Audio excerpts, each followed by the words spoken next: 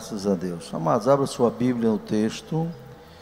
Nosso irmão Guilherme, secretário, me lembrou que na última reflexão, apenas nós comentamos, na verdade eu li, não é? Na última vez, do 1 ao 10, e por um lapso não me lembrei, passei a ler os outros versículos. Mas vamos voltar para o primeiro trecho que nós lemos, não é? Do 1 ao 10, nós lemos só o primeiro, não é verdade? Nosso secretário alertou bem. E vamos pedir que Deus nos dê a palavra aqui, nessa parte da epístola de Paulo a Tito, viu? Então já falamos sobre o primeiro versículo. Tu, porém, fala que convém a sã doutrina. Falamos sobre isso no último culto de doutrina. Aí Paulo passa a exortar, irmãos, a diversos tipos de pessoas, nas suas faixas etárias, etc. Ele diz assim: os velhos sejam sóbrios, graves, prudentes, sãos na fé, na caridade, na paciência. Os velhos. Mas pastor, o senhor é velho, não é? Eu não sou velho, não. Eu sou idoso. Isso aí eu tenho consciência que eu sou idoso, né? Pela minha idade, tá certo?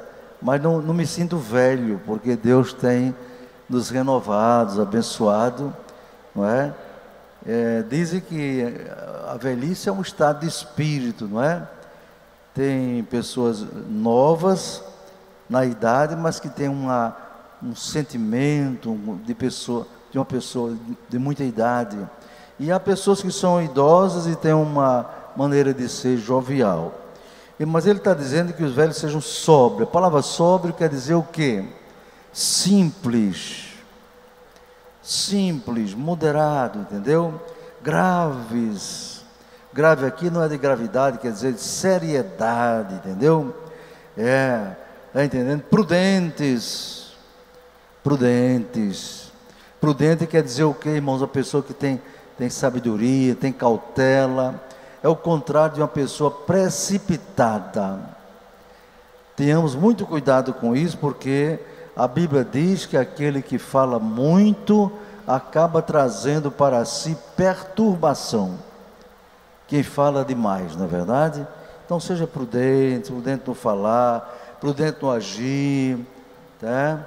Nunca deixar-se levar pelas emoções, pelo temperamento.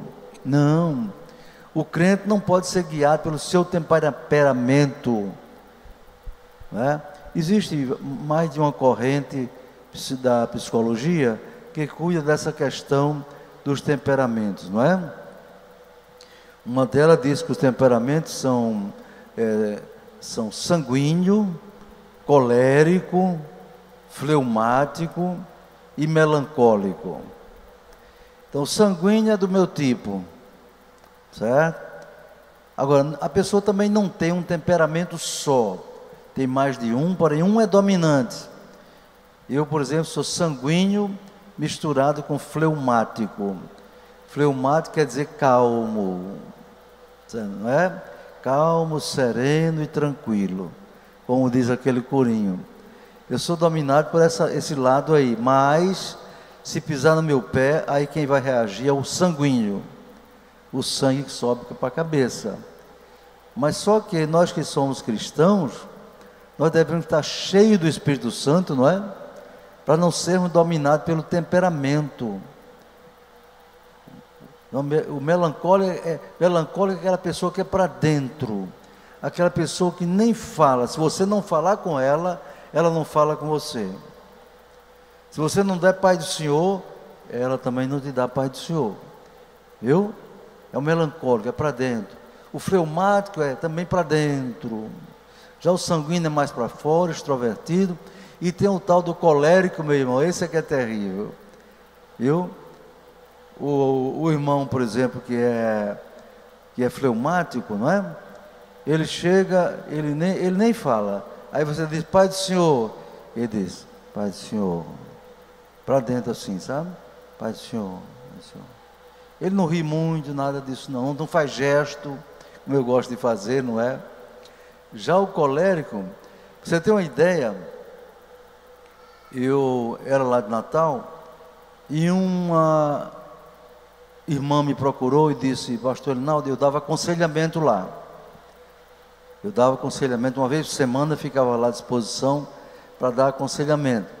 E aquela irmã da congregação de Ser Rosado me procurou e disse: pastor, eu estou com um problema no meu casamento. Problema no casamento, creio que vai dar separação. Sou casada há 6 meses, já pensou? Casada há 6 meses, ela estava com um problema que possivelmente ia haver separação. Por quê, minha irmã? Não, porque o meu marido era uma pessoa muito... Ele não respeita a minha maneira de ser. A irmã é do tipo fleumático, para dentro, sabe? Falando comigo, muito assim, devagar e tal. Meu marido, ele não respeita, ele grita, ele fala muito alto, e eu não gosto disso. O senhor está vendo que eu sou uma pessoa calma? É verdade. Minha irmã, é o seguinte, diga ao seu marido que, se possível, eu gostaria de conversar com ele. Pastor, eu acho difícil ele vir, mas vou dizer. Pois é, eu só posso fazer alguma coisa se eu conversar com seu esposo para ajudar, não é? A haver um entendimento dele para com você e você para com ele também. Tá bom. Passaram-se alguns meses, eu fui fazer um casamento lá naquela congregação. Aí, meus irmãos, terminei o casamento, não é? Terminei de fazer o casamento, quando de repente lá vem aquela irmã falar comigo. Opa, eu não era pastor não, mas não, Pai do Senhor, a lembrar de mim, estou, minha irmã. Como é que está seu esposo? Não, está do mesmo jeito. Ele está aí, está. Olha, ela chegou para mim falando assim: eu, pastor, eu sou aquela pessoa e tal, queria falar com o senhor.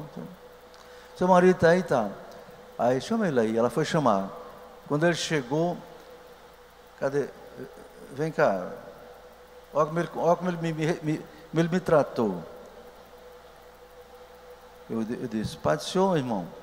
Aí quando eu estendi a mão para ele, ele fez: Pai do Senhor, pastor Elinaldo. Homem de misericórdia, obrigado. Foi assim que ele me tratou. Aí a esposa dele colou junto de mim, assim, de cabeça baixa. Como que Deus não disse? Aí eu disse: meu irmão, senta aqui, você estou com ela. Meu irmão, sua esposa esteve comigo há pouco tempo e tal, falou do problema que vocês têm. Eu pude observar que é questão de maneira de ser, temperamento, não é? Então você é uma pessoa, até usei a figura, gosta de andar 90 km por hora. Sua esposa só sabe andar 30 km. Então, desse jeito você vai na frente dela, ela vai ficar para trás. O que é que precisa? Ela se esforçar para aumentar um pouquinho a velocidade e você se esforçar muito mais para diminuir, para andar os dois juntos. É assim que precisa. Sabe o que ele fez? Pastor, essa mulher é cheia de besteira. A pobre se afundou mais ainda. Sabe o que é isso? Temperamento. Nós não podemos nos guiar pelo temperamento. Nós temos que nos guiar pela palavra de Deus, pelo Espírito Santo de Deus. Em Romanos capítulo 8, versículo 14, se não me engano, vamos dar uma olhadinha lá. Romanos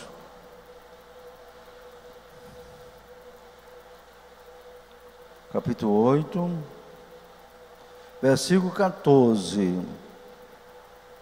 Vamos ler o 13 e o 14. Diz assim: porque, Romanos 8, 13, se viverdes segundo a carne, morrereis, mas se pelo Espírito mortificardes as obras do corpo, vivereis, porque todos que são guiados pelo Espírito de Deus, esses são filhos de Deus. Quem diz amém? Então, para você ser filho de Deus, não é só porque é da Assembleia de Deus não, meu irmão. Não é só porque é batizado com o Espírito Santo, tem dom de profecia, não. Você tem que ser guiado pelo Espírito de Deus. Viu? Filho de Deus é uma situação, uma condição extraordinária. São Pedro diz que nós somos parte da família de Deus. Nós somos parte da família de Deus. Então, os que são guiados pelo Espírito de Deus são filhos de Deus. Então, se esforce, eu e vocês, nos esforcemos para andarmos guiados pelo Espírito de Deus e não pelo nosso temperamento, não pela nossa maneira de ser natural, não. O homem de Deus, a mulher de Deus, não é apenas um ser humano natural, de forma alguma. Nós somos seres humanos naturais e ao mesmo tempo somos seres espirituais. Dê glória a Deus. Viu? Aí você vai para Gálatas capítulo 5, vamos lá.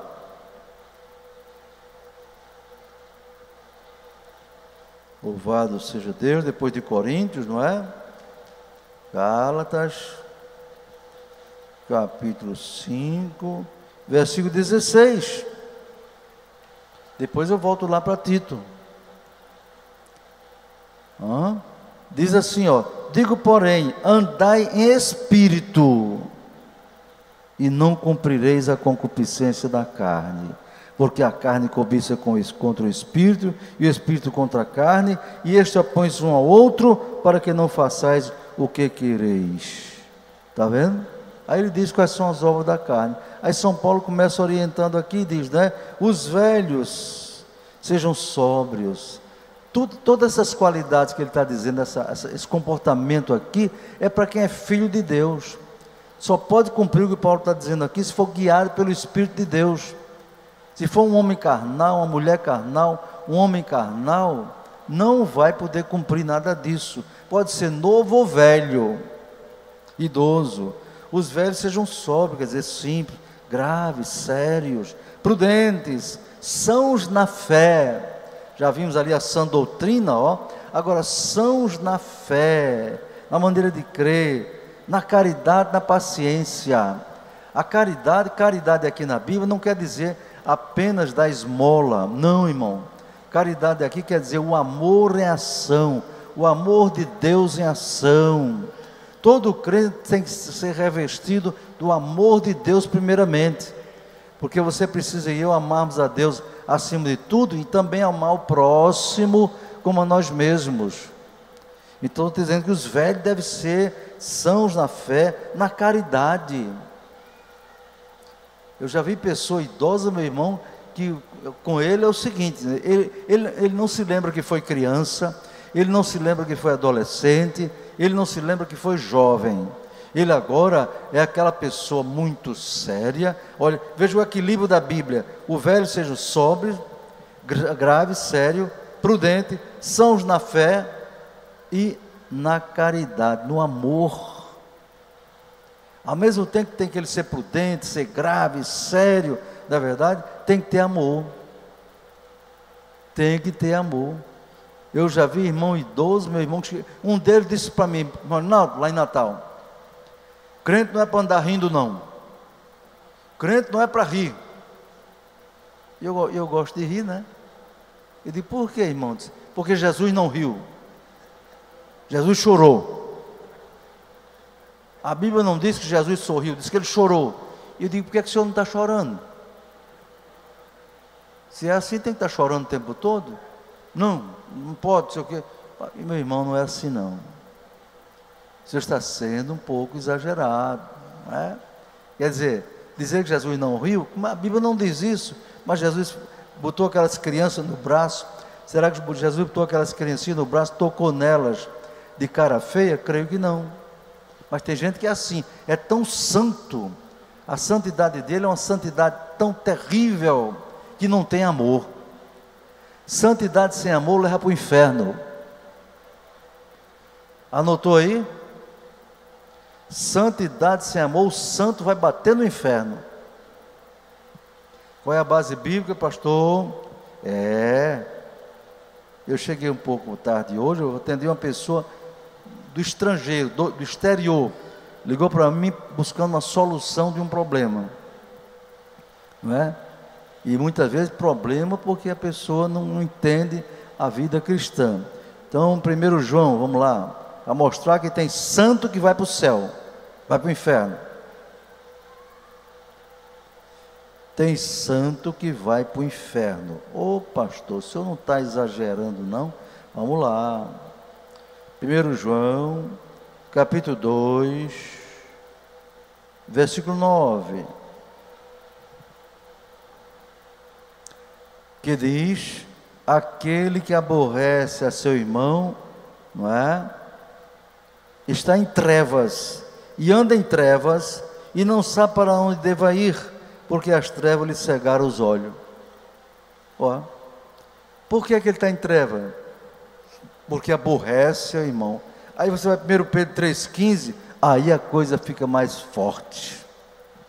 Qualquer que aborrece a seu irmão é homicida, e vós sabeis que nenhum homicida tem permanente nele a vida eterna. Então, tem pessoa que é muito santa, santo em tudo, em uso e costume, e diz que é santo na doutrina e tal, é uma santidade tremenda, mas aborrece seu irmão. Não tem amor. E se não tem amor, está perdido. Você está entendendo, irmão? Cuidado, que a santidade não pode ser sem humildade e sem amor.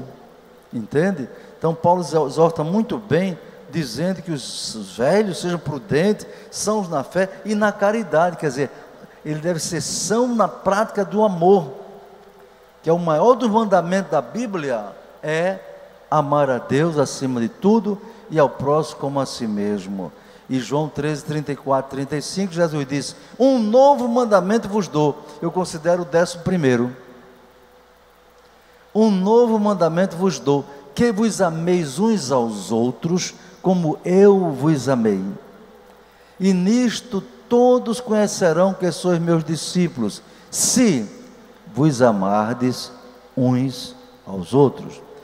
É para ser são na caridade, também na paciência. Ah, meu irmão, são os velhos, está falando para velho. Os idosos precisam ter paciência. Precisam ter paciência com pessoas da sua idade e com os de menos idade também.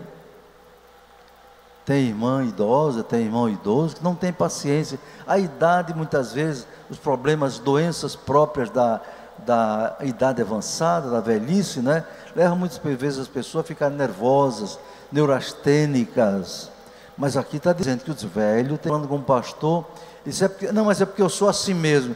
Eu digo: pastor, me desculpe, mas a Bíblia diz que não é para ser assim mesmo. A Bíblia diz que é para ser conforme a vontade de Deus. Entendeu? Aí passa para as mulheres. As mulheres, como convém às santas, mulheres santas. Toda mulher cristã deve ser santa, assim como todo homem cristão tem o dever de ser santo. Não é? Se não for santo, não é salvo. E se não for salvo, já sabe para onde vai. Não é? Então deve ser séria no viver, como convém a santa, não caluniadoras. É crime contra a honra, pode dar cadeia, pode dar multa, pode dar uma série de coisas, não é? Então a mulher não deve caluniar, nem o homem também, né? Levantar uma questão, uma coisa contra alguém de maneira mentirosa, não é verdade? Caluniar a pessoa, muito cuidado, que é pecado gravíssimo. Não vão na onda dos crentes modernistas que dizem: não, eu tenho uma garrafa de vinho em casa, não me embriagando. Realmente não quer dizer. Fui convidado para dar palestra para eles, não é? E sabe que uma das orações deles é: não tomarei o primeiro gole.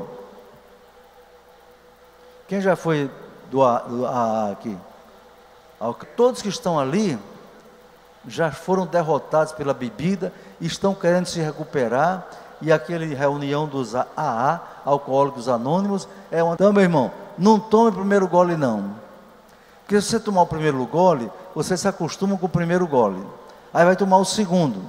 Aí se acostuma com o segundo. Aí vai para o terceiro. Daqui a pouco é meio copo. Se acostuma.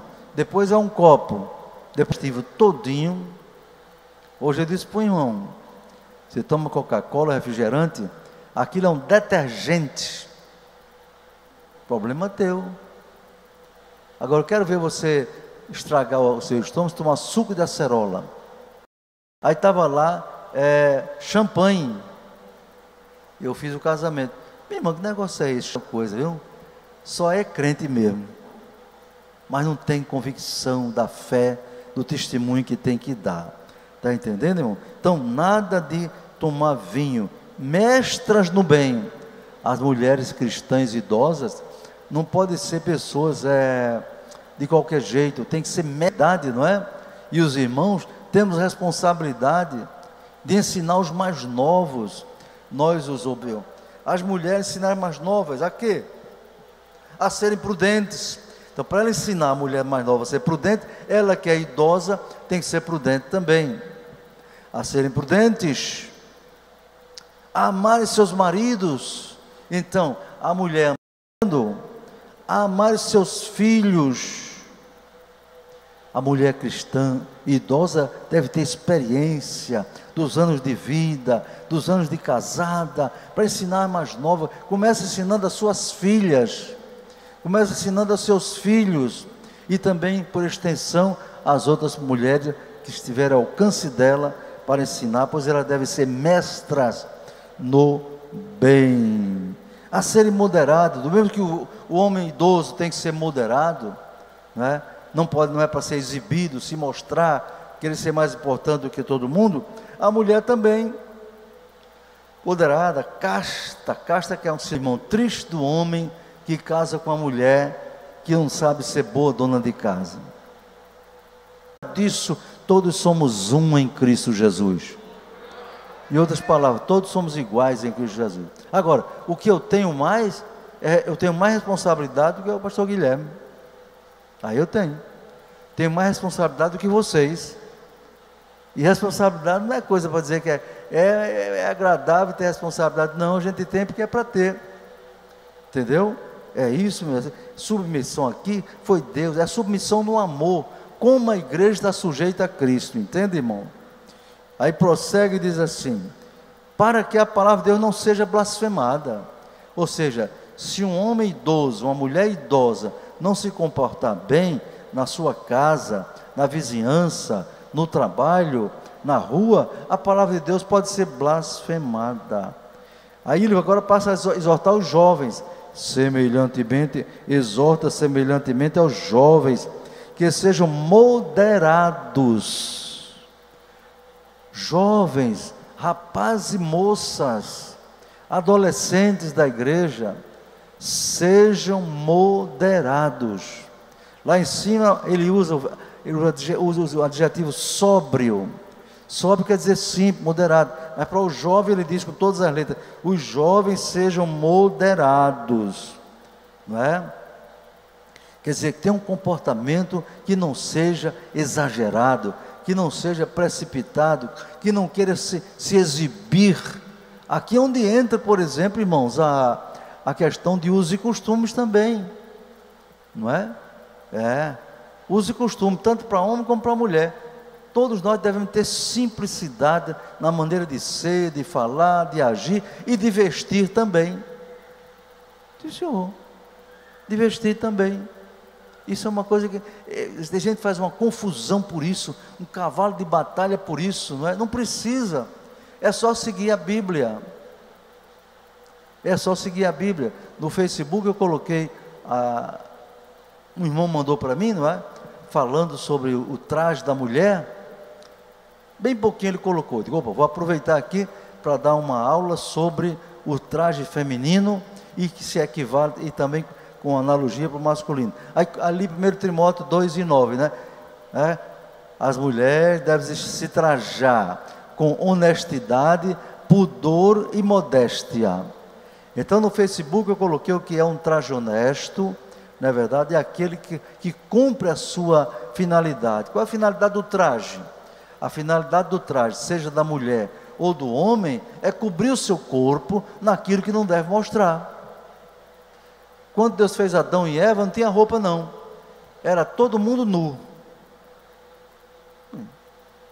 a coisa mais natural do mundo. Porém, quando eles pecaram, a primeira coisa que Deus fez, matou um animal, tirou o couro do animal e fez as vestes para Adão e Eva, para cobrir a sua nudez. Esse é o plano de Deus. Depois do pecado, o homem e a mulher têm que andar cobertos. Esse é o plano de Deus. E por que Satanás procura descobrir a mulher, ou descobrir o homem? Porque esse é o trabalho dele, é ser opositor a Deus, é ser contra Deus, é desfazer as obras de Deus. Aí Deus diz para o homem: se vista direitinho. Para a mulher: se vista como santa, como homem como santo. Aí tem a irmãzinha que mostra os seios, mostra as pernas, mostra tudo. Por quê? Porque não está guiada pela palavra de Deus. Esse é o problema. Esse é o problema.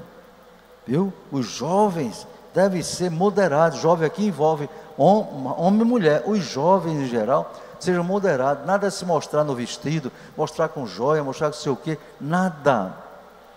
Nós não temos que nos exibir em nada, irmãos. O apóstolo João Batista disse: importa que Jesus cresça e que eu diminua. Aí tem gente que quer se mostrar, quer aparecer, está entendendo? Aí vai aqui e diz: em tudo te dá por exemplo de boas obras. Exemplo de boas obras. Exemplo de boas obras. Esse conselho o apóstolo deu para Timóteo, não é? Vamos lá, em 1 Timóteo. Em tudo te dá exemplo das boas obras. Vamos lá. Depois Tessalonicenses, vem Timóteo. 1 Timóteo 4, não é? 4:12. 1 Timóteo 4:12. Doutrina é assim, viu, irmão? Não é gritando e pulando de um lado para outro, para o púlpito, aí já deixa de ser moderado. 1 Timóteo 4:12. Ninguém despreze a tua mocidade. Olha aí, Timóteo era um jovem obreiro. Ninguém despreze a tua mocidade, mas ser o exemplo dos fiéis. Ser o exemplo dos fiéis. Em quê?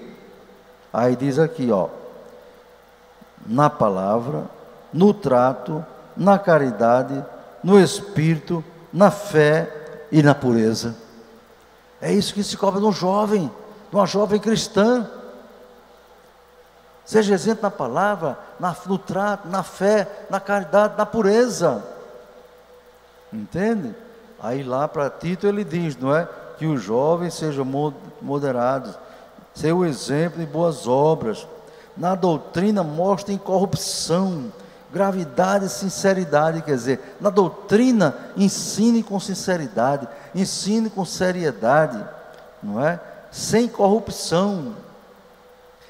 Agora aqui eu tenho que lembrar mais uma vez, irmão, tem um tipo de crente no Brasil agora que vai tudo para o inferno. Eles já estão trabalhando a serviço de Satanás. São os crentes esquerdistas.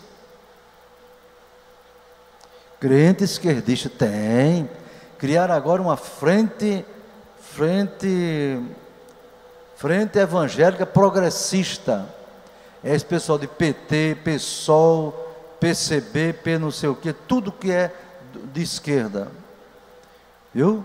Eles se dizem progressistas, progresso.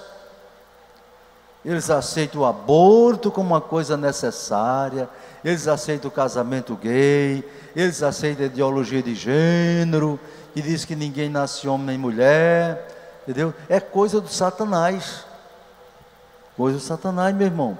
Isso é uma doutrina corrompida.